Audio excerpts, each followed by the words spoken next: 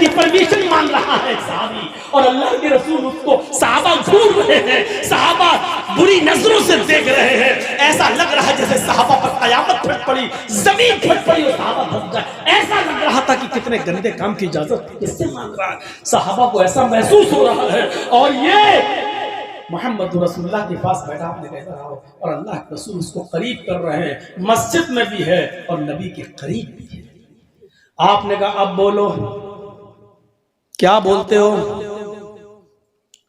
اللہ کے نبی زنا کریں گے، کوئی ہے؟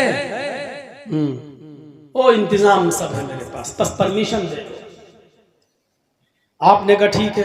اوہ انداز دیکھیے، آپ نے کہا بھلا کیوں نہیں، بھلا میں تمہیں اس کام سے کیسے روک دوں، تم مجھ سے پرمیشن مانگ رہے ہو، میں تمہیں کیسے خالی ہاتھ جانے دوں، کیسے تمہیں روک دوں، لیکن میرے جانے سے، تم زنا کے لیے جانے سے پہلے میرے 2-3 سوالوں کے جواب دے دو۔ انداز دیکھیے، جو کام تم اس لڑکی کے ساتھ کرنا چاہتے ہو، کیا وہ کام تم اپنی ماں کے ساتھ کرنے کے لیے تیار ہو؟ جو چیز اس لڑکی کے، اس عورت کے پاس ہے، وہ چیز تمہاری ماں کے پاس بھی ہے، کیا تم اپنی ماں کے ساتھ زنا کرنا پسند کرو گے؟ اتنا سننا تھا، تن بدن میں آگ لگی۔ کون سا شریف انسان ہوگا جو اپنی ماں کے بارے میں یہ تصور کر لے؟ لیکن تن بدن میں آگ لگنے کے بعد بھی وہ نبی اکرم سے کچھ نہیں کہہ سکتا تھا، کیونکہ آپ یہ نہیں کہہ رہے ہیں کہ اپنی ماں کے ساتھ زنا کرو، بلکہ آپ یہ کہہ رہے ہیں کیا تم اپنی ماں کے ساتھ زنا کرنا پسند کرو گے؟ کیا تمہیں اچھا لگے گا؟ اس نوجوان نے کہا فدا کا بی و امی یا رسول اللہ، اے محمد صلی اللہ علیہ وسلم، میرے ماں باپ آپ پر قربان، اے اللہ کے نبی، میری ماں میرے باپ آپ پر صدقے جائیں، آپ پر قربان جائیں۔ ایسا کون سا شریف انسان ہوگا جو اپنی ماں کے ساتھ زنا کرے گا؟ آپ نے کہا شرافت کو کون تار تار کر سکتا ہے؟ اچھا ماں کے ساتھ نہ کرو کوئی بات نہیں، اگر بہن کے ساتھ یہ زنا کرنا پسند کرو گے، چلیے ماں تو شریف آدمی نہیں جائے گا ماں کے ساتھ زنا کرنے، کیا یہ کام تم اپنی بہن کے ساتھ کرنا پسند کرو گے؟ وہ چیخ پڑا اللہ کے رسول، کوئی شریف انسان اپنی بہن کے ساتھ بھی زنا نہیں کر سکتا۔ آپ نے کہا کیا تم یہ کام اپنی بیٹی کے ساتھ کرنا پسند کرو گے؟ تیر پہ تیر، لیکن انداز بڑا سہانا، انداز بڑا دل کو چھو جانے والا۔ یہ نہیں کہہ رہے کہ اپنی بیٹی کے ساتھ جاؤ کر لے، نہیں، یہ کہہ رہے ہیں کیا تم اپنی بیٹی کے ساتھ کرو گے؟ اس نے کہا نہیں۔ آپ نے کہا اچھا ماں بہن بیٹی تو خونی رشتہ ہوتا ہے، کوئی اس کے ساتھ زنا کرنا پسند نہیں کرے گا، اچھا چلو اپنی ماں کی بہن کے ساتھ یعنی خالہ کے ساتھ یہ کام کرنا پسند کرو گے؟ کہنے لگا اللہ کے نبی، شریف انسان اپنی خالہ کے ساتھ یہ کام کرنا پسند نہیں کر سکتا۔ آپ نے کہا اچھا اپنے باپ کی بہن کے ساتھ یعنی ماں کی بہن کے ساتھ زنا پسند نہیں کرو گے تو اپنے باپ کی بہن یعنی پھوپھی کے ساتھ زنا کرنا پسند کرو گے؟ اس نے کہا اللہ کے رسول فدا کا بھی وہ امی، میرے ماں باپ آپ پر قربان، کوئی بھی شریف انسان اپنی پھوپھی کے ساتھ بھی زنا نہیں کرنا پسند کرے گا۔ آپ نے کہا نوجوان، جب تم خود اپنی زبان سے یہ کہہ رہے ہو، آئیڈیا، انداز، جب تم اپنی زبان سے خود اس بات کو قبول کر رہے ہو کہ اس کی تم اپنی ماں کے ساتھ، اپنی بہن کے ساتھ، اپنی بیٹی کے ساتھ، اپنی پھوپھی کے ساتھ، اپنی خالہ کے ساتھ یہ پسند نہیں کر سکتے؟ نہیں۔ اچھا یہ بتاؤ تم اپنے لیے پسند نہیں کر رہے ہو، اگر کوئی دوسرا تمہاری ماں کے ساتھ زنا کرے تو پسند کرو گے؟ نہیں۔ دوسرا تمہاری بہن کے ساتھ غلط کام کرے تو پسند کرو گے؟ نہیں۔ دوسرا تمہاری بیٹی کے ساتھ غلط کام کرے تو پسند کرو گے؟ کہا نہیں۔ دوسرا خالہ کے ساتھ، پھوپھی کے ساتھ غلط کام کرنا چاہے تو پسند کرو گے؟ کہا نہیں۔ فرمایا پھر تم جس لڑکی کے ساتھ زنا کی پرمیشن مانگ رہے ہو وہ بھی تو کسی کی ماں ہوگی، کسی کی بہن ہوگی، کسی کی بیٹی ہوگی، کسی کی پھوپھی ہوگی، کسی کی چچی ہوگی، کسی کی خالہ ہوگی۔ پھر اس کو اگر پتا چلے گا کہ تم نے ایسا کیا ہے تو وہ کیسے پسند کرے گا کہ ہماری بہن کے ساتھ جس نے منہ کالا کیا وہ اس دنیا میں زندہ رہے؟ وہ کیسے پسند کرے گا جس طرح تم نہیں چاہتے ہو کہ میری ماں، میری بہن، میری بیٹی، میری خالہ اور میری پھوپھی کے ساتھ کوئی غلط کام کرے تو دوسرا کیسے گوارا کرے گا کہ تم کسی کی ماں، بہن، بیٹی کے ساتھ؟ انداز اچھا تھا، دل کو چھو جانے والا تھا۔ اب بتاؤ تمہارا کیا ارادہ ہے؟ اس نوجوان نے اپنا سر آگے بڑھا دیا اور کہا اللہ کے رسول میرے سر پر ہاتھ پھیر دیجئے اور میرے لیے اللہ سے دعا کر دیجئے کہ اللہ مجھے اس زنا کی بدترین برائی سے بچا لے، مجھے محفوظ فرمائے۔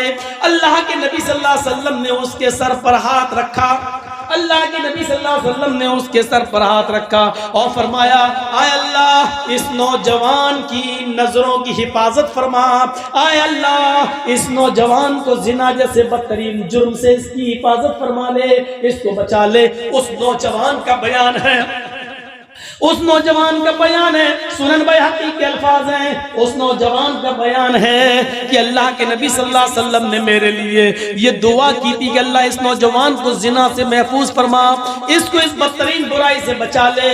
اس دعا کے دن سے، جس دن یہ دعا کی، اس دعا کے دن سے آج تک، اب تک اللہ رب العالمین نے صرف زنا ہی نہیں بلکہ ہر حرام کام سے مجھے بچا لیا ہے، ہر حرام کام سے مجھے دور کر دیا ہے، ہر حرام کام سے مجھے نجات عطا فرما دی ہے۔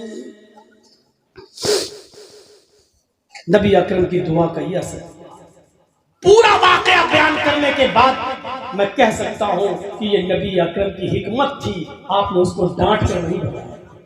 آپ چاہتے تو اس برائی سے روکنے کے لیے کہہ سکتے تھے چپ، شرم نہیں آتی؟ کتنا برا کام تم کرنے کے لیے مجھ سے پرمیشن لینے آئے ہو؟ اور ہم لوگوں کے انداز میں کیا تیرے گھر میں ماں بہن نہیں ہے؟ ہم کہہ سکتے ہیں کسی کو بھی، لیکن محمد رسول اللہ نے اس کو کس انداز سے سمجھایا، ذرا تصور کیجئے کہ اس کے دل میں کیسے بات بیٹھ گئی۔ اس لیے میں نے کہا کہ نیکیوں کا حکم تو ہوشیاری سے، لیکن جب برائیوں سے کسی کو روکنا پڑے تو اس میں بھی دورندیشی، اس میں بھی حکمت ہونی چاہیے۔ ہمارا سخت لہجہ کسی کو برائی سے روکنے کے بجائے اس کو اور برائی کرنے پر مجبور کر سکتا ہے۔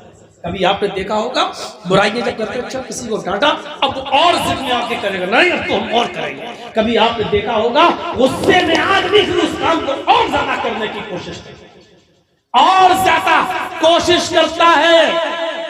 اللہ کے رسول کا معاملہ تو اپنے گھر میں اپنے بچوں کے ساتھ بھی بڑا عجیب رہا۔ ام سلمہ جب اللہ کے رسول کے ساتھ نکاح میں آئیں تو ام سلمہ کا ایک بیٹا دوسرے شوہر سے تھا جس کا انتقال ہو چکا تھا، اور اس انتقال کے بعد اللہ کے نبی نے ام سلمہ سے نکاح کیا تو ام سلمہ پہلے شوہر سے جو بچہ تھا بیٹا اس کو بھی اپنے ساتھ لے آئی تھی، اور جب اللہ کے رسول کے نکاح میں آئی تو ظاہر ہے کہ اس بچے کو ام سلمہ اپنے پاس رکھتی تھی۔ اب وہ نبی کا بھی بیٹا ہو گیا، اگرچہ نبی اس کے باپ نہیں ہے لیکن ماں تو اس کی ام سلمہ ہے، تو نبی ہی اس بچے کو پالیں گے اور پوسیں گے، کیونکہ ایک عورت شادی کے بعد اپنے اسی ہسبینڈ کے ساتھ رہے گی جس کے ساتھ اس نے نکاح کیا ہے، اور اس بچے کو وہی پالے گا جس نے اس کی ماں کے ساتھ نکاح کیا ہے۔ اللہ کے نبی صلی اللہ علیہ وسلم، وہ بچہ چونکہ دیہاتی ماحول سے آیا تھا اس لیے کھانے پینے کا طریقہ نہیں جانتا تھا، 7-8 سال کی گویا کی عمر رہی ہوگی، وہ کھانا کھانے کے لیے بیٹھا تو بیٹھنے کا طریقہ بھی صحیح نہیں تھا۔ جب کھانا سامنے آیا تو اس نے پورا کا پورا ہاتھ بیچوں بیچ تھالی میں ڈال دیا اور اٹھا کر اس طرح منہ بھرنے لگا۔ اللہ کے نبی صلی اللہ علیہ وسلم نے فوراً اس کے ہاتھ کو پکڑا اور کہا بیٹے کھانا رکھو۔ اس کے ہاتھ میں جو تھا اس نے تھالی میں اسی پلیٹ میں رکھ دیا۔ اللہ کے نبی نے اس سے فرمایا اغسل یدی، اپنے دونوں ہاتھوں کو دھو کر آؤ۔ وہ بچہ گیا اور دونوں ہاتھ دھو کر آیا۔ آپ نے کہا 2 زانو ہو کر بیٹھو، پھر دونوں پیر ایسے کر کے دو زانو جس کو ہمارے یہاں اکھڑو بولتے ہیں، اب آپ کے یہاں جو بھی بولتے ہو، آپ نے کہا دو زانو ہو کر بیٹھو یا دونوں پیروں کو پیچھے کر لیا جائے، جیسے نماز کے اندر ہوتا ہے دونوں پیروں کو پیچھے کر لیا جائے یا ایک پیر کو پیچھے کیا جائے اور ایک پیر کو اٹھایا جائے. یہ تین طریقے کھانا کھانے کی سنت ہے. لیکن اس کا یہ مطلب نہیں ہے کہ دوسرے طریقے سے اگر کسی نے کھانا کھا لیا تو حرام ہو گیا، ایسا نہیں ہے میرے بھائیوں. آج کل ٹیبل اور میز کا زمانہ ہے، اگر کوئی ٹیبل اور میز پہ کھانا کھانا چاہے تو یہ گناہ نہیں ہے، کھا سکتا ہے آدمی، جائز ہے، گناہ نہیں ہے. لیکن یہ سنت بھی نہیں ہے. سنت یہ ہے کہ دونوں پیروں کو کھڑا کر کے کھاؤ یا دونوں پیروں کو پیچھے کر کے دو زانو ہو کر بیٹھ جاؤ، یعنی جیسے نماز میں بیٹھا جاتا ہے، یا پھر ایک پیر کو پیچھے کر لیا جائے اور دوسرے پیر کو اٹھا دیا جائے. یہ تین طریقے کھانا کھانے کے، یہ سنت ہے. لیکن اگر کوئی آدمی پلٹی مار کے کھانا چاہے تو کھا سکتا ہے، لیکن سنت کا ثواب اس کو نہیں ملے گا. میز پر کھانا چاہے تو کھا سکتا ہے، لیکن اس کو سنت کا ثواب نہیں ملے گا. آپ نے اس بچے سے کہا یکسل یدئی، دونوں ہاتھ دھو کر آؤ، وہ دونوں ہاتھ دھو کر آیا. آپ نے کہا دو زانو ہو کر بیٹھ جاؤ، اس نے دونوں پیر پیچھے کر لیے اور دو زانو ہو کر بیٹھ گیا. آپ نے کہا سم اللہ، اب اللہ کا نام لو، یعنی بسم اللہ کہو. اس نے بسم اللہ کہا. اب اللہ کے نبی نے فرمایا اپنی طرف سے کھاؤ، کل بھی یمینک، اپنے سامنے داہنی طرف جہاں تم بیٹھے ہو اپنے پاس اپنی سائیڈ سے کھاؤ، پورے تھالی میں ہاتھ پیر مت مارو. جب ایک تھالی میں سب لوگ کھاتے ہیں نا، ہم لوگ یہاں سسٹم بڑا عجیب ہے، لوگ دیکھتے رہتے ہیں کہ اچھا مال کس طرف ہے، اس طرف ہاتھ بڑھا دیتے ہیں. یہ لیگ پیس کہاں رکھا ہے، ادھر چاپ کہاں رکھی ہے، ادھر ہے. تو یہ طریقہ غلط. اگر ایک تھالی میں آپ کھا رہے ہیں تو آپ اپنی طرف سے کھائیے، وہ آپ کی قسمت ہے کہ آپ کو لیگ پیس مل رہا ہے یا نہیں مل رہا. اپنی طرف سے سب، ہر آدمی کو اپنی اپنی سائڈ سے اور اپنی اپنی طرف سے کھانا چاہیے. تو اللہ کے رسول نے اس کو یہ سکھایا، سمجھایا، اصلاح کی. لیکن کتنے پیار سے ہم ہوتے ہیں، بڑا ہو رہا ہوں، عقل نہیں آ رہی ہے. ہم اپنے بچوں کو بھی نہیں سمجھا پاتے ہیں صحیح سے. محمد رسول اللہ نے تو اس ماں کے بیٹے کو جو اب نبی کا بیٹا بن گیا، ام سلمہ جو دوسرے شوہر سے بچہ جن کا پیدا ہوا تھا اس کو لے کے آئی، نبی نے تو اس کو بھی تربیت کی، اس کو بھی اچھی تعلیم دی، اس کو بھی اچھا پڑھایا لکھایا. تو سیکھو حکمت کیا ہے. حکمت سوچئے آج تھوڑی سی بات پر کتنا بڑا ریئیکشن ہو جاتا ہے، کتنا بڑا ریئیکشن. اگر آپ کی مسجد کے باہر کوئی خنزیر کا گوشت پھینک دے تو فوراً لڑائی اور جھگڑے پر آمادہ ہو جائے گی یہ قوم. ابھی کوئی آدمی قرآن کریم کو لے کر سڑکوں پر نکل کر اس کی بے حرمتی کرنے لگے، فوراً سڑکوں پر نکل آئے گی یہ قوم. ابھی تھوڑی دیر کے لیے کرناٹک کے اس معاملے کو نظر میں رکھیے کہ حجاب پہن کر جانے والی اس لڑکی کو حجاب سے روک دیا گیا، نہیں پہننے دیں گے. اس لڑکی کے حجاب سے روکنے کا ریئیکشن آپ کے کلکتہ کی سرزمین تک پر دکھائی دیا کہ عورتوں نے بھی حجاب کے فیور میں جلوس نکالا. لیکن میں حجاب کے خلاف نہیں ہوں، میں حجاب کے فیور میں ہوں. پردے پر ہماری 50 تقریریں بھری پڑی ہیں یوٹیوب پر. لیکن سوال یہ ہے کہ میرے بھائیوں، حکمت کہاں چلی گئی، مصلحت کہاں چلی گئی؟ اگر کسی نے آگ لگانے کی کوشش کی تو ہم نے اس آگ میں گھی ڈالنے کا کام کیوں کیا، تیل ڈالنے کا کام کیوں؟ لکھنؤ میں ہم اب جہاں رہ رہے ہیں، میرے پاس پوری میڈیا کی ایک ٹیم چلی آئی. صاحب آپ کیا کہتے ہیں، بولیے. میں سمجھ گیا کہ اس وقت یو پی کے چناؤ ہو رہے ہیں، ایک لفظ بھی اگر میں نے حجاب کے فیور میں یہاں بول دیا تو یہ امن چوپڑا، سدھیر، زی نیوز کا اینکر، انڈیا ٹی وی اور بھارت ہمارے اس بیان کو ایسے توڑ مروڑ کر پیش کریں گے جو यूपी के चुनाव में घी डालने का काम करे। मैंने कहा कि मैं इंटरव्यू नहीं दूंगा। उन्होंने कहा साहब आप इतने बड़े मौलाना, आपका इंटरव्यू अगर आज जाए तो ये मुसलमान कौम के लिए बड़ी बात है। मैंने कहा मुसलमान कौम के लिए कोई बड़ी बात नहीं है, बहुत सी हमारी माँ बहनें बेपर्दा घूम रही हैं, तो क्या मैं सबको पर्दा कराने के लिए जाऊंगा? मैं कोई इंटरव्यू नहीं दूंगा। सब पर्दे से रोक दिया गया। तो हमने कहा कि मैं क्या करूं, पर्दे से रोक दिया गया, मैं चीफ मिनिस्टर थोड़ी हूं। कोर्ट में चल रहा मामला, देखा जाएगा। आप अपनी कोई प्रतिक्रिया नहीं देंगे? मैंने कहा मैं अपनी कोई प्रतिक्रिया नहीं दूंगा, मैं सिर्फ इतना कहूंगा कि पर्दा तो रामचंद्र की पत्नी सीता जी भी करती थी कि सीता के चेहरे को राम के छोटे भाई लक्ष्मण ने भी नहीं देखा और न सीता जी ने दिखाया। इसलिए मैं हिजाब का विरोध नहीं करूंगा। इस वक्त फेवर भी हम इसलिए नहीं करेंगे क्योंकि तुम चुनाव के मौके पर यहां आए हो। चुनाव हो जाने दीजिए, 10 मार्च के बाद हमारा इंटरव्यू ले लीजिएगा। अगर मैं थोड़ा सा बोल देता तो क्या हालत होती। और बोला है लोगों ने, बोला है।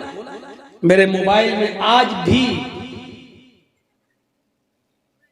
जी हिंदुस्तान की वो 2 मिनट की 1.5 मिनट की वो क्लिप मौजूद है जो अभी दी गई, जो आपके बंगाल की चीफ मिनिस्टर ममता बनर्जी जी जो गई थी अभी लखनऊ में, उन्होंने जो वहां कहा था कि सब लोग मिलकर समाजवादी पार्टी को वोट दीजिए और जिताइए, उसके दूसरे ही दिन से जी हिंदुस्तान ने जो दिखाया वो ये दिखाया कि ये मौलाना जर्जीस का सीक्रेट प्लान है।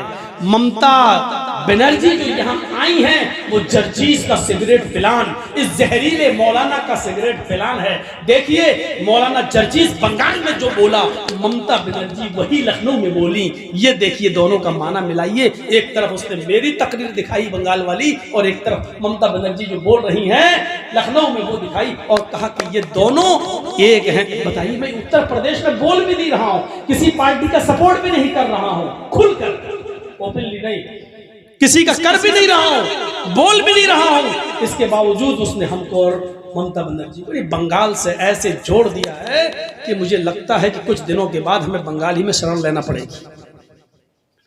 अभी भी मेरे मोबाइल में मैंने जब वो आ रही थी टीवी में मैंने उसकी वीडियो बना ली। ये हालत है, मैं बोल भी नहीं रहा हूं फिर भी दिखा रहे हैं। अगर एक लफ्ज ये पर्दे के बारे में, हिजाब के बारे में बोल देता तो क्या हालत। लेकिन सवाल ये है मेरे भाइयों कि मुसलमान इतनी जल्दी देश में कैसे आ जाता है, कैसे आ जाता है। आप कितनी चीजों को रोएंगे, सिर्फ नकाब पहनकर स्कूल जा रही है। मैं जानता हूं कि संविधान है, कोई आदमी किसी तरीके से रहना चाहे, लेकिन मुसलमानों को इस बात को सोचना पड़ेगा कि इस मुल्क के अंदर उसको पद्मश्री अवार्ड मिलता है जो अपने जिस्म के कपड़े उतार देता है। क्या आपने नहीं देखा फिल्मी दुनिया की एक सबसे गंदी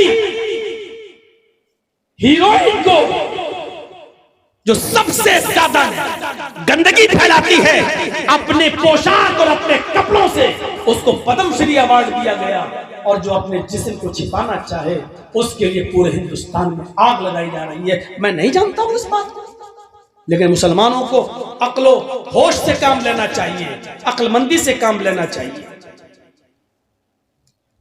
नकाब हिजाब पर तो आप इतनी पाबंदी लगाते हैं और इतना बवाल, लेकिन मैं पूछना चाहता हूं कि आपकी बेटी जाती तो उसी स्कूल में है पढ़ने के लिए जहां को एजुकेशन है, जहां लड़के और लड़कियां बैठकर एक साथ पढ़ते हैं। इंटर की और बीए की लड़की उसी सीट पर बैठती है जहां लड़के बैठते हैं। इस्लाम में तो को एजुकेशन भी जायज नहीं है, लड़कों के साथ बैठ के पढ़ना भी जायज नहीं है। इस पर आप खामोश क्यों हो जाते हैं? मेरे भाइयों जरा तसव्वुर कीजिए, गौर करिए और बताइए वहां हमारी खामोशी क्यों, वहां हम खामोश क्यों रहते हैं जब आप ऐसे स्कूलों में पढ़ा ही रहे हैं अपनी बेटियों को कि जहां को एजुकेशन है, जहां लड़कों के साथ बैठ के पढ़ना पड़ेगा, जहां लड़कों سے دوستی کرنا ہی پڑے گی، جہاں اپنے سبجیکٹ کو سمجھنے کے لیے آپ کو اپنے اسکول میں اور کالج میں پڑھنے والے لڑکے سے اس کا موبائل نمبر لینا پڑے گا اور اپنا نمبر دینا بھی پڑے گا، وہ اس سے بات چیت کے سلسلے جاری ہوں گے۔ جب آپ پڑھا ہی رہے ہیں ایسے اسکول کے اندر تو پھر میرے بھائیو حجاب پر پھر ہنگامہ کرنے کی ضرورت کیا ہے؟ آپ کو سمجھوتا کرنا پڑے گا۔ اگر آپ اس برائی سے سمجھوتا کر رہے ہیں تو اس برائی سے بھی سمجھوتا کرنا پڑے گا۔ آپ اپنی بیٹیوں کو جب آپ موبائل دے رکھے ہیں، وہ فیس بک اور یوٹیوب اور میسنجر چلا کر واٹس ایپ چلانے کے لیے اجازت دے رکھی ہے، تو پھر آپ جب یہاں پر سمجھوتے کر سکتے ہیں تو آپ کو حجاب سے بھی سمجھوتا کرنا پڑے گا۔ پھر یہاں کیوں لگتی ہے؟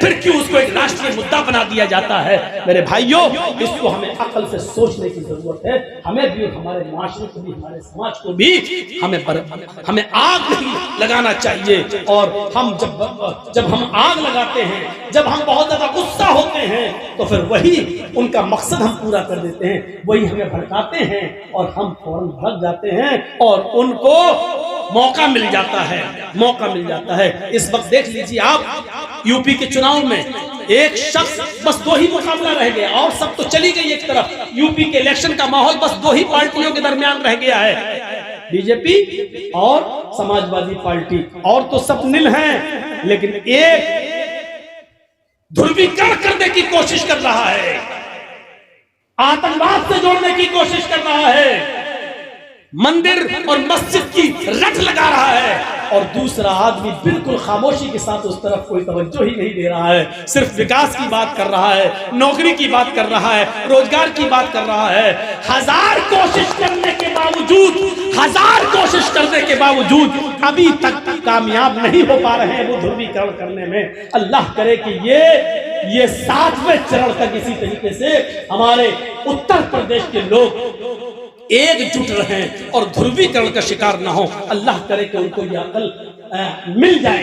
اور میں نے تو یہ دعا کی تھی وہاں یو پی میں بھی کہ اللہ کرے کہ اتر پردیش کے لوگ بھی بنگال کے لوگوں سے سبق حاصل کر لیں، تب بھی ہم کو بنگال سے دیکھو کہ مولانا کیا دعا کر رہا ہے، یعنی بنگال کا مسلمان جس طرح ایک ہو گیا اس طرح یو پی کے مسلمانوں کو بھی ایک کر رہا ہے، کھل کر یہ کہہ رہا ہے، اس طریقے کی بات ہے۔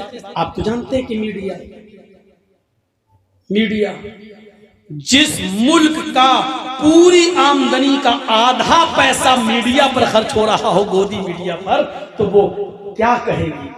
اتر پردیش میں ابھی میں نے ایک بھی تقریر نہیں کی اور پھر میری دکھائی جا رہی ہے، اس سے دھرویکرن کرنے کی کوشش کی جا رہی ہے کہ دیکھو جس طرح بنگال میں مولانا مسلمانوں کو ایک کر کے آیا ہے، اسی طریقے سے اتر پردیش میں ہندو بھائی ایک ہو جائیں۔ اس طریقے کا میسج یہ میڈیا کے ذریعے دینے کی کوشش کی جاتی ہے اور اسی لیے اسی کا پیسہ ان کو مل رہا ہے۔ تو میرے بھائیوں، ہمیں جوش میں آنے کی ضرورت نہیں ہے۔ ذرا غور کرو کہ اگر آج کوئی مسجد کے باہر اگر کوئی شراب کی دکان کھول لے تو آپ کو برداشت ہوگا؟ نہیں ہوگا۔ اور جہاں مسلم کمیونٹی زیادہ ہوگی تو وہ دکان میں آگ بھی لگا دے گی۔ لیکن اللہ کے رسول کے اس منظر کو دیکھو میرے پیارے ساتھیوں کہ محمد رسول اللہ صلی اللہ علیہ وسلم کی مسجد ہے، اور کون سی مسجد ہے؟ مسجد نبوی ہے، وہ مسجد جس میں ایک وقت کی نماز پڑھنے کا ثواب 1000 رکعت کے برابر ہے۔ خانہ کعبہ میں، مکہ میں 1 رکعت کا ثواب 1,00,000 رکعت کے برابر ہے، اور مسجد نبوی میں، مدینہ میں 1 رکعت پڑھنے کا ثواب 1000 رکعت کے برابر ہے۔ ایک حدیث 50,000 کی بھی آتی ہے لیکن وہ ضعیف اور کمزور ہے، اور 1000 والی حدیث یہ صحیح ہے۔ تو 1 رکعت کا ثواب 1000 رکعت کے برابر ملتا ہے مسجد نبوی میں نماز پڑھنے کے لیے۔ اس مسجد میں اللہ کے نبی اپنے چند صحابہ کے ساتھ بیٹھے ہیں، چند صحابہ کے پاس بیٹھے ہیں اور ان کو سمجھا رہے ہیں، نماز سکھا رہے ہیں، ان کو دین کے کچھ علوم ان کو سکھلا رہے ہیں۔ اتنے میں ایک دیہاتی، ایک اعرابی آتا ہے، اس کو بہت تیز پیشاب لگا ہوا ہے، وہ آتا ہے، وہ نہیں سمجھ پایا، دروازہ کھولا، انٹر ہو گیا، اس کو کو نہیں معلوم کہ مسجد اس زمانے میں مسجدیں ایسی نہیں ہوتی تھی جیسے آج ہماری عالیشان مسجد مینارہ لگا دیا اور مینارے کے اوپر بتی چمک رہی ہے اور دور سے ہی پتہ چل جاتا ہے کہ یہ مسجد ہے۔ اس زمانے میں مسجدوں کا پتہ نہیں چلتا تھا، ایک گھر کی نما بنا دی، دیواریں کھڑی کر دی اور کھجور کے پتوں کی چھت ڈال دی، پتہ ہی نہیں چلتا ہے کہ گھر ہے کہ مسجد ہے۔ تو وہ نہیں سمجھ پایا، آیا مسجد نبوی کے اندر گھس گیا اور آتے ہی اس کی بیچوں بیچ مسجد میں جا کر پیشاب کرنا شروع کر دیا۔ صحابہ ادھر بیٹھے ہیں، اس نے ادھر منہ گھمایا اور پیشاب کرنا شروع کر دیا۔ صحابہ نے پیچھے مڑ کے دیکھا کہ ایک دیہاتی مسجد میں پیشاب کر رہا، اٹھنے لگے اس کو مارنے کے لیے۔ ہر کوئی ہمارے مسجد میں کوئی پیشاب کرے تو ہمارا بھی غصے میں حال برا ہو جائے گا۔ اللہ کے نبی کے صحابہ اٹھتے ہیں، ڈانٹنے لگتے ہیں، کیا کر رہا؟ اللہ کے نبی صحابہ کو ڈانٹ رہے، نہیں نہیں بیٹھو بیٹھو بیٹھو، اور اس کو کہہ رہے ہیں کر لو، سب تو کر ہی چکا تھا تو کیسے روک لیتے؟ پیشاب روکتا تو ہے نہیں۔ جب کوئی کرنے بیٹھ جائے تو وہ چاہے کتنا روکنے کی کوشش کرے پھر وہ رکتا نہیں ہے۔ اب اگر اس کو اسی حالت میں بھلایا جاتا، وہ بھاگتا ضرور لیکن وہ تھوڑا ادھر گرتا، تھوڑا ادھر گرتا، تھوڑا ادھر گرتا، ابھی تو مسجد کا ایک حصہ ناپاک ہو رہا تھا، اب اگر اس کو اسی حال میں بھگاتے تو پتہ نہیں کتنے حصے مسجد کے ناپاک کرتا۔ تو آپ نے کہا نا کرنا صحابہ نبی کا فرمان ہو، صحابہ رک گئے اور اللہ کے نبی کو دیکھ رہے ہیں مسجد میں پیشاب ہو رہا اور آپ کہہ رہے ہیں کر لینے تھے۔ آپ نے کہا ادھر آؤ۔ جب وہ پیشاب کر چکا تو آپ نے کہا ادھر آؤ، ہم لوگ بہت جلدی فتویٰ دے دیں گے ناپاک آدمی مسجد میں جا سکتا ہے کہ نہیں جا سکتا۔ اگر آپ کی ناپاکی صرف اس ٹائپ کی ہے کہ آپ کو نہ پانی ملا نہ ڈھیلا ملا اور آپ نے جلد بازی میں مسجد میں پیشاب ہو باہر پیشاب کر لیا اور آپ پانی سے استنجا نہیں کر پائے، تو ایسی ناپاکی کے اندر آپ مسجد میں جا سکتے ہیں، کوئی رکاوٹ نہیں ہے۔ لیکن آپ کی ناپاکی دوسری ٹائپ کی ہے۔ دوسری ٹائپ کا مطلب یہ ہے کہ رات میں سوتے ہوئے اگر آپ کی بدخوابی ہوئی ہے اور اس میں آپ کا احتلام ہوا ہے یا آپ نے اپنی بیوی کے ساتھ ہم بستری کی ہے، جنبی ہیں، اگر آپ کی وہ ناپاکی ہے تو ایسی پوزیشن میں آپ مسجد کے اندر داخل نہیں ہو سکتے ہیں۔ دونوں میں تھوڑی سی کنڈیشن کا فرق رکھیے گا۔ تو ابھی تو وہ ناپاکی اس کی یہ تھی، اب رات میں بیوی سے ملا کہ نہیں ملا وہ کون جانتا ہے، کون دیکھا ہوا ہے، تو اس لیے تو جب تک آپ جانتے نہیں تو آپ کہہ نہیں سکتے، حکم نہیں لگا سکتے۔ تو آپ نے دیکھا اس نے مسجد میں پیشاب کیا، آپ نے جب پیشاب کر لیا صحابہ دوڑے، آپ نے ان کو روک دیا۔ جب وہ پیشاب کر چکا تو آپ نے اس کو بلایا کہ ادھر آؤ، وہ نبی کے پاس آیا اور بیٹھ گیا اور آ کر بیٹھا تو اللہ کے نبی نے اسی کی آنکھوں کے سامنے ایک صحابی سے کہا اٹھو، وہ اٹھے۔ کیا ہوا کہ پانی بھر کر لاؤ۔ وہ پانی کا ایک ڈول ہے اتنا بڑا، کنویں سے کھینچا اور بھر کر لائے۔ اللہ کے نبی نے کہا ہریقوہ، جاؤ اس پانی کو اس کے پیشاب پر بہا دو، اس پانی کو اس کے پیشاب کی جگہ پر ڈال دو۔ اس بدوی سے، اس دیہاتی سے کام نہیں کروا رہے ہیں بلکہ اپنے صحابی سے کہہ رہے ہیں کہ اس کے دیکھیے اخلاق۔ میں نے کیا کہا تھا، چمتکار سے اسلام نہیں پھیلا، میں نے کیا کہا تھا، معجزوں سے اسلام نہیں پھیلا، لیکن یہ اخلاق دکھا رہے ہیں اللہ کے رسول اس کو کہ دیکھو پیشاب تو تم نے کیا، میں چاہوں تو مار مار کے بھی تم سے مسجد دھلوا سکتا ہوں، لیکن نہیں، اخلاق دکھا رہے ہیں۔ صحابی سے کہا جاؤ پانی بھر کے لاؤ، وہ پانی بھر کے لائے، کہا پانی پیشاب کی جگہ پہ ڈال کے دھو دو۔ غصہ آئے گا نا کہ کوئی غیر مسلم ہماری مسجد میں پیشاب کر دے، کوئی ہم سے کہے ججی صاحب دھو تو دیں گے، لیکن غصہ آئے گا، کمینہ پیشاب تم نے کیا، دھو، ہاں تیرے باپ کے نوکر لگے، غصہ تو آئے گا۔ لیکن صحابی کو غصہ نہیں آ رہا، کیوں؟ کیونکہ محمد رسول اللہ کا حکم ہے۔ وہ اس لیے پیشاب نہیں دھو رہا ہے کہ یہ کافر کا ہے، بلکہ اس لیے اس کے پیشاب پر پانی ڈال رہا ہے کیونکہ حکم جناب محمد رسول اللہ کا ہے۔ صحابہ کی سوچ یہ تھی، ہماری سوچ یہ کہ اس کا پیشاب میں دھوں گا، نہیں دھوں گا۔ صحابہ کی سوچ یہ نہیں تھی پیشاب اگرچہ کافر کا دھو رہے ہیں لیکن سوچ کیا تھی ہم اس کافر کا پیشاب نہیں دھو رہے ہیں بلکہ حکم ہم جناب محمد رسول اللہ کا مان رہے ہیں. حکم مانیں گے تو ثواب ہے, وہ ثواب کے لیے دھو رہے ہیں کہ اللہ کے رسول کا حکم ہے. پانی ڈالا, اس کی گندگی کو, غلاظت اور ناپاکی کو دھل دیا, پاک کر دیا, سو دھو دیا. پھر آپ کے پاس وہ بھی بیٹھ گئے. اب آپ نے اس کافر, اس بدوی, اس دیہاتی سے کہا مجھے جانتے ہو؟ اس نے کہا نہیں. کہ میں محمد رسول اللہ, اللہ نے مجھے رسول بنایا ہے, ہمارے اوپر 5 وقت کی نماز فرض کی ہے. یہ جس جگہ پر تم نے پیشاب کیا یہ کوئی معمولی جگہ نہیں ہے, یہ اللہ کا گھر ہے. یہ کوئی گھر نہیں ہے, کسی کی جاگیر اور زمین و جائیداد نہیں ہے, یہ اللہ کا گھر ہے. اے دیہاتی, اے اعرابی, اے بدوی, یہاں ہم اللہ کی عبادت کے لیے آتے ہیں. یہاں اللہ کی عبادت ہوتی ہے, ہم نماز پڑھتے ہیں, اور جہاں نماز پڑھی جاتی ہے وہاں پیشاب نہیں کیا جاتا ہے.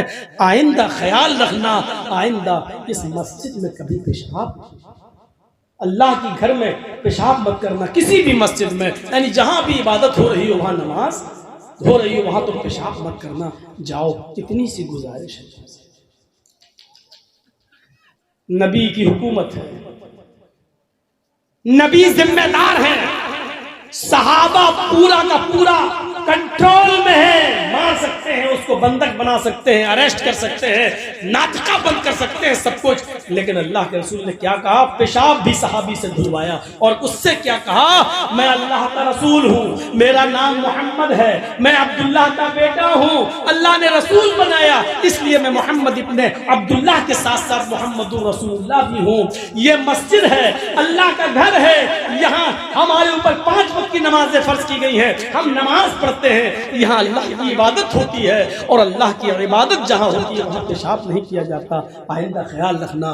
جاؤ, اگر جگہ بھول گئے ہو تو بتاؤ, ہم تمہارے ساتھ کسی صحابی کو کر دیں, وہ تمہیں تمہارے گھر تک پہنچا دے گا. کہا نہیں, گھر جانتا ہوں, راستہ معلوم ہے. اٹھا اور چل دیا, لیکن جا رہا ہے, پیچھے مڑ کے دیکھ رہا ہے, کیونکہ نام سنا تھا محمد رسول اللہ کا, کبھی اتنے قریب سے دیکھا نہیں. دیکھ رہا بار بار, پھر جاتا ہے آگے, پھر پیچھے پلٹ کے دیکھتا ہے. اس کے چہرے کی لکیریں بتا رہی تھی کہ وہ گھائل ہو چکا ہے نبی کے اخلاق کو دیکھ کر. اس کے چہرے اور پیشانی کا پسینہ یہ بتلا رہا تھا کہ وہ نبی کی تعلیم کے آگے اس نے اپنا سر تسلیم خم کر دیا. اس کی گردن کٹ چکی ہے نبی کے اخلاق کے آگے, وہ کچھ نہیں کہہ پا رہا ہے.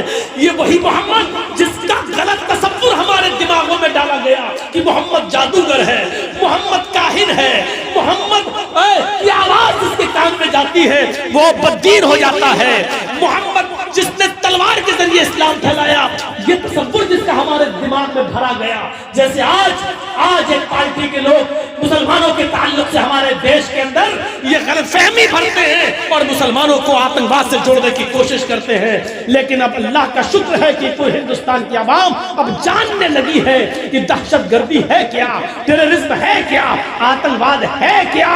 اب اس کو اچھی طریقے سے سمجھنے لگی ہے. میرے پیارے ساتھیوں, اس نے سوچا کہ ہمارے بارے میں ہماری قوم نے کیا کہا تھا نبی کا تصور, اور محمد رسول اللہ نے تو مجھے مارا بھی نہیں, ڈانٹا بھی نہیں, دھمکایا بھی نہیں, اور ہم کو ایسا بتایا گیا نبی کے بارے میں. دیکھیے, اللہ کے نبی نے اس کے سامنے چاند کے 2 ٹکڑے نہیں کیے تھے, اللہ کے رسول نے اپنی انگلیوں سے پانی ٹپکتا ہوا نہیں دکھایا تھا, کوئی معجزہ نہیں کیا تھا اس کے سامنے, صرف اخلاق کا ایک نمونہ پیش کیا اس کے سامنے. وہ مسجد سے نکلتا ہے, اس کی گردن اللہ کے رسول کے اخلاق سے کٹ چکی ہے, اللہ کے رسول کی اخلاق کی تلوار سے کٹ چکی ہے, وہ گھائل ہو چکا ہے. وہ اپنی قوم کے اندر جاتا ہے. لوگوں نے کہا کیا بات ہے, بڑے سست نظر آتے ہو. کہتا میری قوم کے لوگوں, تم نے ہمارے ساتھ جھوٹ بولا ہے, تم نے ہمارے ساتھ غداری کی ہے, تم نے ہمارے ساتھ بے وفائی کی ہے. لوگوں نے کہا کیا ہو گیا تمہیں, ہم نے کون سی بے وفائی کی ہے؟ کہا کہ تم نے محمد رسول اللہ کا کریکٹر ہمیں صحیح نہیں بتایا ہے. تم نے یہ کہا ہے کہ وہ جادوگر ہے, تم نے کہا ہے کہ وہ کاہن ہے, تم نے کہا ہے کہ وہ بہت بڑا قصہ گو انسان ہے, تم نے کہا ہے کہ جو اسے ایک بار ملتا ہے وہ بددین ہو جاتا ہے. تم نے محمد کی شکل مجھے دوسرے انداز سے پیش کی ہے، لیکن اللہ کی اس ذات کی قسم کھا کے کہتا ہوں جس کے قبضے میں میری جان ہے، محمد رسول اللہ سے زیادہ اچھا انسان تو میں نے آج تک دیکھا ہی نہیں ہے، کیونکہ آج میں نے قریب سے دیکھا ہے۔ لوگوں، تمہاری ایک بکری دوسرے کے کھیت میں چلی جائے تو تم 27 سال لڑتے ہو، ایک بکری کے چلے جانے کی وجہ سے اس آدمی سے اور اس کی پوری نسلوں سے لڑتے ہو 27 سال تک۔ ہم نے تو محمد کی مسجد میں پیشاب کر دیا، اتنا بڑا کانڈ، جس مسجد میں وہ اللہ کی عبادت کرتے ہیں اس مسجد کے اندر میں نے پیشاب کر دیا، اور میرے پیشاب کرنے کے بعد بھی انہوں نے مجھ سے پیشاب نہیں دھلوایا، اپنے پاس بٹھایا اور بٹھانے کے بعد اپنے آدمی سے میری گندگی صاف کروائی اور مجھ سے کہا کہ اللہ کا گھر ہے، ما قہرنی وما شتمنی وما غضبنی، تم نے جھوٹ بولا ہے، اللہ کی قسم ما قہرنی، اتنا بڑا غلط کام کرنے کے بعد بھی محمد مجھ پر غصہ نہیں ہوئے، ما قہرنی، قہر بن کر نہیں، ہمارے اوپر برپا ہوئے، وما شتمنی، اتنا بڑا کانڈ کرنے کے بعد بھی محمد رسول اللہ نے مجھے گالی نہیں دی، وما غضبنی، اور نہ میرے اوپر غضبناک ہوئے کہ یہ تم نے کیا کر دیا، کرودت ہوئے کہ یہ کیا کیا، کچھ نہیں کیا، مجھے پیار سے سمجھایا۔ لوگوں، تم نے مجھے اب تک جس رشتے سے دور رکھا، آج میں اس رشتے کے بندھن میں بندھنے جا رہا ہوں، ہمت ہے روکنے کی تو روک سکو، جاؤ، آج میں پوری سوسائٹی کو ریجیکٹ کرتا ہوں، طلاق دیتا ہوں، اور میں اس ہستی سے اپنا رشتہ جوڑنے جا رہا ہوں جس کے پاس ایسے اعلیٰ اخلاق ہے، ایسے اعلیٰ کردار ہے۔ میرے بھائیوں، وہ آیا پھر مسجد نبوی کی چوکھٹ پکڑ لیتا ہے، کہتا ہے محمد ابن عبداللہ، میں آپ کو محمد رسول اللہ ماننے کے لیے چلا آیا۔ آپ نے کہا ادھر آؤ، جیسے اپنے قریب بٹھایا، اس نے زور سے کلمہ پڑھا، اشہد ان لا الہ الا اللہ واشہد ان محمدا عبدہ ورسولہ۔ کیا کہیں گے آپ؟ حکمت کیا ہے؟ مسجد میں پیشاب کرنے آیا، آپ چاہتے تو اس کو اسی وقت بھگا سکتے تھے، پیشاب کرنے کے بعد سزا دے سکتے تھے، جرمانہ لگا سکتے تھے، اس کے رشتہ داروں کو بلا کر طلب کر سکتے تھے، اریسٹ کر سکتے تھے، مسجد اس سے دھلوائی جا سکتی تھی، لیکن اس کے بعد پھر وہ نبی کے قریب نہیں آتا۔ لیکن آپ نے اس کے ساتھ جو اخلاق کا برتاؤ اس کے سامنے پیش کیا، جو کریکٹر اس کے سامنے رکھا، جو کلیجہ نکال کر آپ نے اخلاق کا اس کے سامنے پیش کر دیا، اس سے وہ ایسا قائل ہوا کہ پھر وہ اسلام لائے بنا نہیں ہو سکا، اور اسلام لانے پر مجبور ہو جاتا ہے۔ تو میرے پیارے ساتھی، حکمت، یہ دور اندیشی ہمارے پاس ہونی چاہیے۔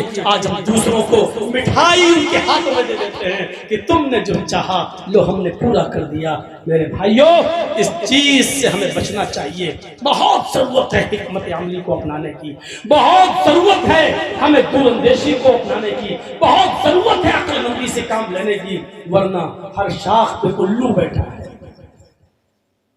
یہ ہمارے حالت ایسی ہے، آپ یقین مانیے بہت جلدی اور بھی مدعے اٹھنے والے ہیں۔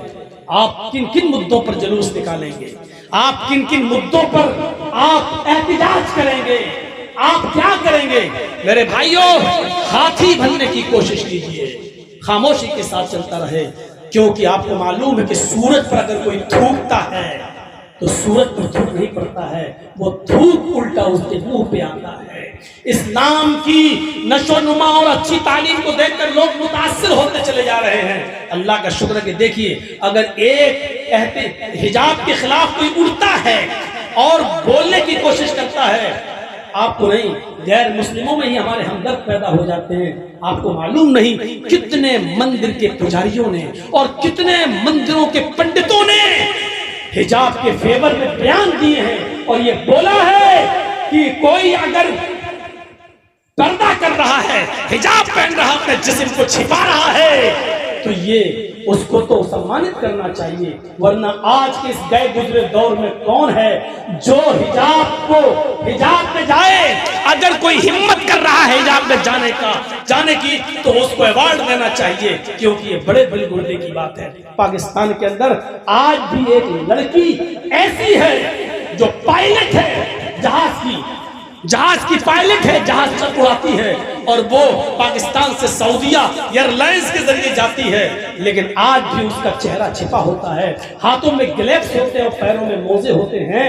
आज भी वो इसी कंडीशन में फ्लाइट उड़ाती है। आज तक उसको न पाकिस्तान के एयरपोर्ट पर कोई सरकारी कर्मचारी उसको देख पाया, न प्राइवेट कर्मचारी उसको देख पाया, न सऊदीया का कोई सऊदी आदमी उसको देख पाया। सऊदी, कुवैत और दुबई से उस लड़की के लिए ऑफर आ रहे हैं कि आप हमारी एयरलाइन से जुड़ जाइए, हम आपको इतनी इतनी तनख्वाह देंगे, लेकिन उस लड़की ने सारे पेशकश और नौकरियों की डिमांड को ठुकरा दिया और कहा कि मैं पाकिस्तान की लड़की हूं, मैं अपनी शर्म हया और अपने पर्दे से पाकिस्तान की लड़कियों को यह बताना चाहती हूं कि पाकिस्तान की लड़कियों, अगर पर्दे में रहकर भी तुम्हें तरक्की करना चाहो तो तुम कर सकती हो।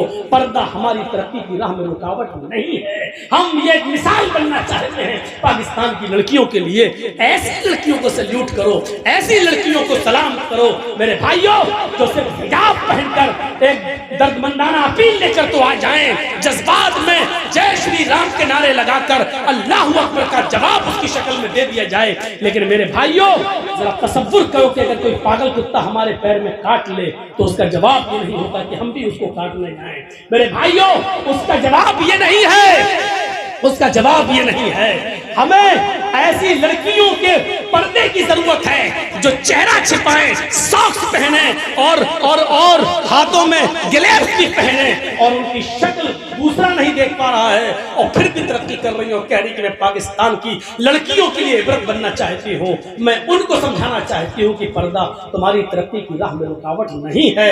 मेरे भाइयों, हमारी वो बच्चियां जो कॉलेजेस और यूनिवर्सिटी में तो पर्दे के लिए लड़ रही हैं, लेकिन लड़कों के साथ बैठना उनको गवारा है, उनके मोबाइल नंबर लेना गवारा है, उनके साथ दोस्ती करना गवारा है।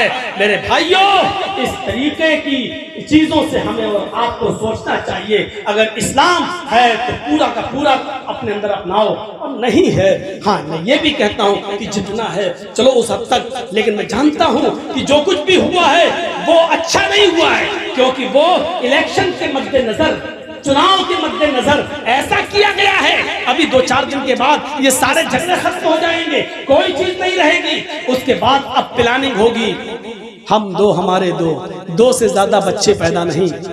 इस पर भी मुसलमान जुलूस निकालेगा, कोई जरूरत नहीं जुलूस निकालने की।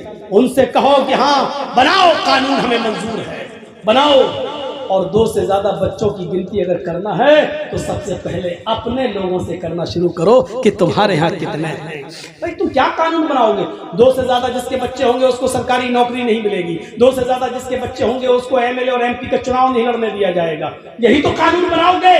बनाओ। हमें एमपी में टिकट मिलते ही कितने हैं, हमें एमएलए में टिकट मिलते ही कितने हैं। आप कहोगे कि सरकारी नौकरी नहीं मिलेगी, हमें नौकरियां देते क्यों कितने हो तुम? सारी नौकरियां तो तुम ही लोग ले रहे हो। इसलिए इन तमाम चीजों से हमें घबराने की जरूरत नहीं है, लेकिन एहतिजाज और जुलूस की शक्ल में हम दोनों हाथ में उनको लड्डू दे देते हैं, फिर हिंदू और मुसलमान वाला मामला बन जाता है।